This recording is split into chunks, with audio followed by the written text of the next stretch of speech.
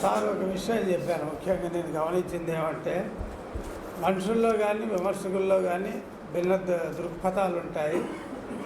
అయితే స్వామి రచన కళాత్మకంగా చేశాడా లేదా అనేదే మనం చూడాలి అనే విషయం చక్కగా చెప్పి మొత్తం నవలను అంతా పరిచయం చేశాడు మనకు. ఆల్మోస్ట్ ఆల్ ప్రతి క్యారెక్టర్ని పరిచయం చేశాడు.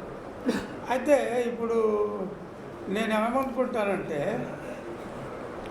ఈ వ్యవస్థ అప్పుడు ఉన్న వ్యవస్థలనే కదా ఆయన ప్రతిబింబింపజేసింది, లేనిపోయిందేమో కనిపించలేదు కదా.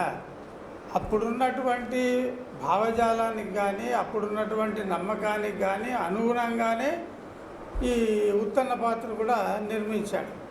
తర్వాత అది నమ్మలే, చాలామంది నమ్మనప్పుడు ఏం చేశాడు,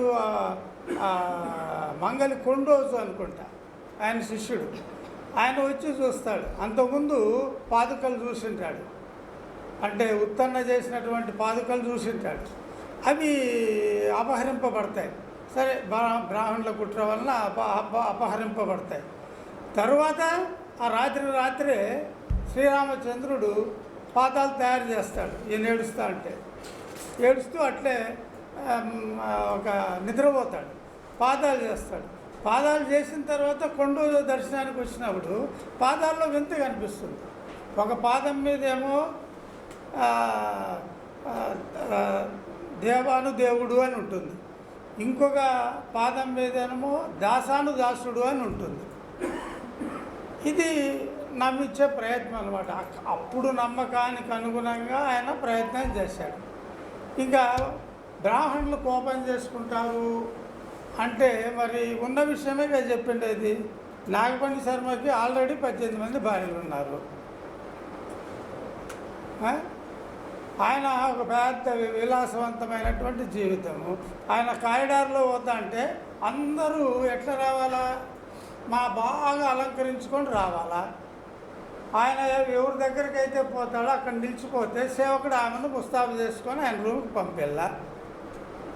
ఇది అప్పటి పరిస్థితి అనుకోండి. మరి వాళ్ళకు చెడ్డ కావాలా, వీళ్ళకు చెడ్డ కావాలా. నల్ల ప్రజల్లో నల్లజని ఎంత బాగా సృష్టించాడంటే నాకు మాటికి ఆయన్ని చదవాలనిపిస్తుంది. మనలో ఉన్నటువంటి భావాలే అవన్నీ. ఆయన ఇట్లా పోతాడు ఒకరోజు, అంటే ఆ వేశ్యావాటికి గుండా పోతాడు. పోయేటప్పుడు అదే సార్ చెప్పాడు. రెండో విషయం ఏమంటే, ఆయన ఒక దుడ్డే ఉంది నా దగ్గర, అంతకంటే ఎక్కువ లేదంటే రామమ్మ అని ఒక వేశ్య లోపలికి తీసిపోయి ఏమవుతుంది అప్పుడు, లోపలికి తీసిపోయి ఆమె ఇతన్ని కౌగిలించుకొని ఇంకా వెళ్ళిపోను పట్టింది.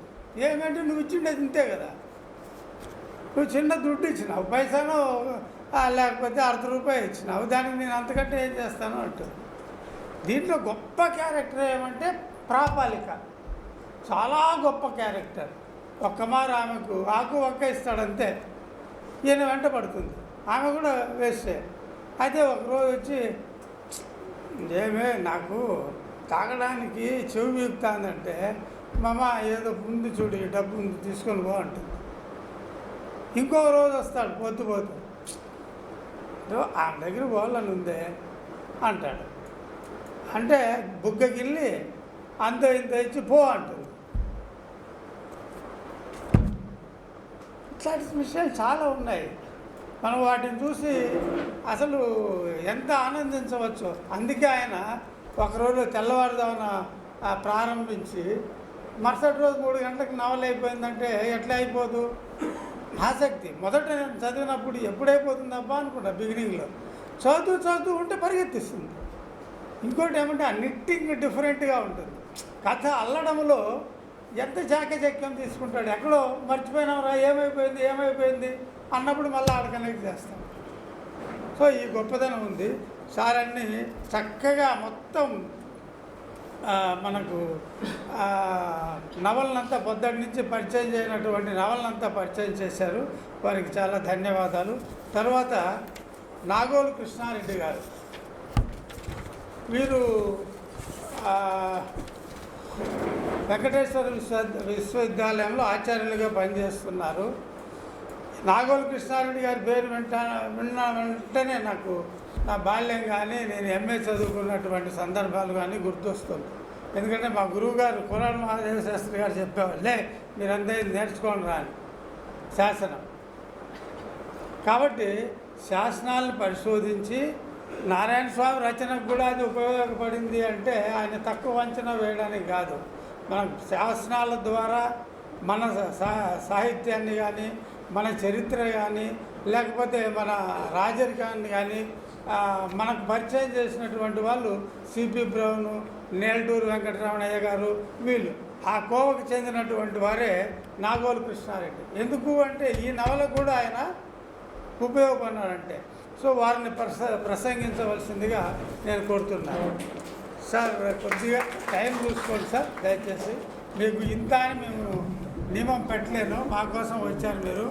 మిగిలిన వాళ్ళని దృష్టిలో పెట్టుకొని ఒక 25 minutes 20 minutes మాట్లాడితే నాకు అందిస్తే వేరే భావిస్తాను.